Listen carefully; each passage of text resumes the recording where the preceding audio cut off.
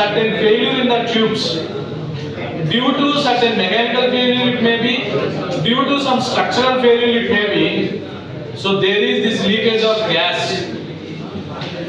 ఈ gas leakage ఏమైందంటే మొత్తం ఒక పెద్ద క్రౌడ్ లాగా ఫామ్ అయిపోయి భోపాల్ని కమ్మేసిందండి. సో అరౌండ్ 10,000 పీపుల్, వాళ్ళకి తెలియదు, బేసిక్ గా they don't know that this gas is being spread through out the state. ఆ మొత్తం ఆ స్టేట్ మొత్తం కూడా స్ప్రెడ్ అయిపోయిందన్న సంగతి తెలియదు. ఇంచుమించుగా 10,000 మంది నిద్రలోనే చనిపోయారు. నిద్రలో ఉన్నప్పుడు ఏం తెలుస్తుందని, ఏం పిలుస్తున్నారో తెలుస్తుంది, నిద్రలోనే చనిపోయారు అన్నమాట.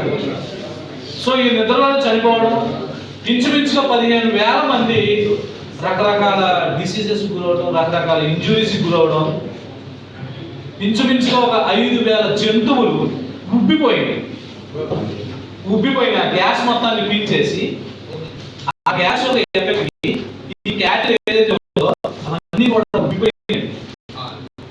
All this is due to failure in certain structures. ఆ గ్యాస్ ప్లాంట్ లో ఏదైతే కొన్ని రకాల పైప్స్, కొన్ని రకాల స్ట్రక్చర్స్ ఏవైతే ఉన్నాయో అవి కరోడ్ అయ్యడం వల్ల, లేకపోతే due to failure of those structures, this gas has been eliminated, this gas has been sent to the air. ఆ వెళ్ళిపోవడం వల్ల ఏమైందంటే ఇంచుమించుగా 30,000 మందికి 30,000 మంది లాస్ అయ్యారు. సో దాన్ని గుర్తు చేసుకోవడానికి, ఒక పొల్యూషన్ అనేది బయటికి ఎన్విరాన్మెంట్ లో రిలీజ్ అయితే మనుషులకి ఎంత నష్టం జరుగుతుందో తెలుసుకోవడం కోసం